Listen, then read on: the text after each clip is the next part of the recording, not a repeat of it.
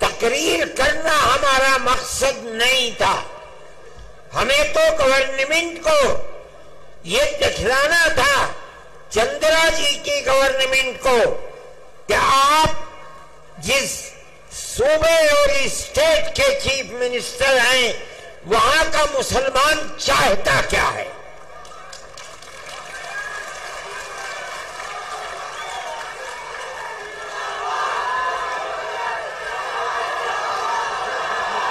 तो उलमाए हिंद की आवाज पर जमा हो गए, हमारा मकसद पूरा हो गया।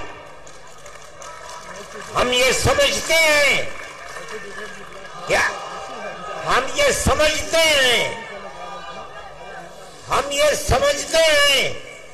कि आपके यहां जमा होने की आवाज सिर्फ इस प्रदेश ही में नहीं, पूरे हिंदुस्तान में नहीं, पूरी दुनिया के अंदर पहुंच रही है।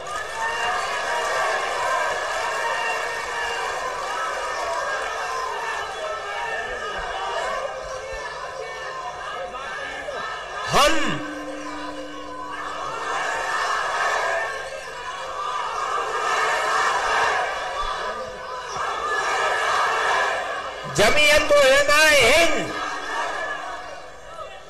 जमीयत उलमाए हिंद यकीनी समझती है कि अल्लाह अगर चाहेगा तो ये बिल रिजेक्ट होगा, पास नहीं होगा इंशाअल्लाह।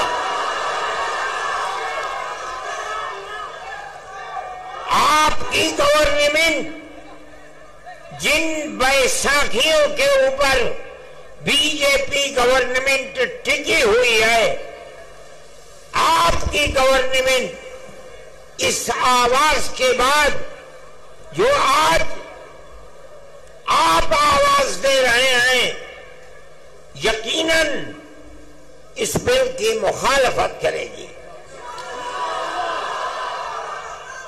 हम इस मुल्क के रहने वाले हैं, हमारे इस मुल्क के अंदर केरला से लेकर कश्मीर तक और मणिपुर से लेकर बंबई तक हमारे लाखों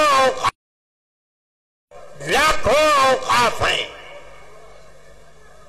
आज से नहीं, इस मुल्क में मुसलमान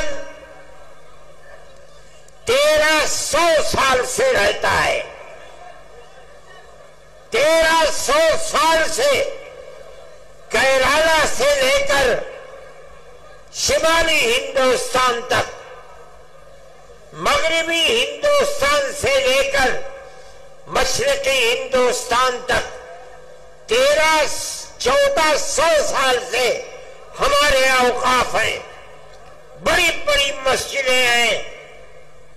दिल्ली की जामे मस्जिद से बादशाहों की बनाई हुई बड़ी बड़ी मस्जिदें हैं। आज तक कानून ये था कि जो कब्रिस्तान है या मस्जिद है या खानकाहें हैं, अगरचे उनके कागजात नहीं हैं, लेकिन उनकी सूरत ये बता रही है कि वो मस्जिद है, इसका मतलब है कि वो मुसलमानों का वक्फ है। इसलिए जो पुराना दस्तूर था वक्फ का, उसमें ये बात लिखी हुई है कि जो मस्जिद है उसको वक्फ माना जाएगा। चुनांचे आज तक 1300 साल से कागजात में उसको वक्फ ही बताया जाता है। ये पुराना वक्फ एक्ट था। मुल्क की बदनसीबी है कि आज जिस तरमीमी बिल को लाकर हमारे सर के ऊपर पहनाया जा रहा है, वो ये कहता है कि अगर वक्फ के कागजात नहीं है तो उसको वक्फ नहीं माना जाएगा। हम 1300 साल पहले के कागजात कहां से ले आए? 600 साल, 700 साल, 800 साल, 500 साल के कागजात कहां मिलेंगे? लेकिन हमारा ये अकीदा है, हम मुसलमान हैं, मस्जिद खुदा का घर वही मोतबर होगा जो वक्फ जमीन के ऊपर है। जो जमीन अल्लाह की जमीन है, कोई उस जमीन का मालिक नहीं है। किसी की जमीन को छीनकर मस्जिद नहीं बनाई जा सकती। अगर बनी है हम उसको मस्जिद नहीं समझते।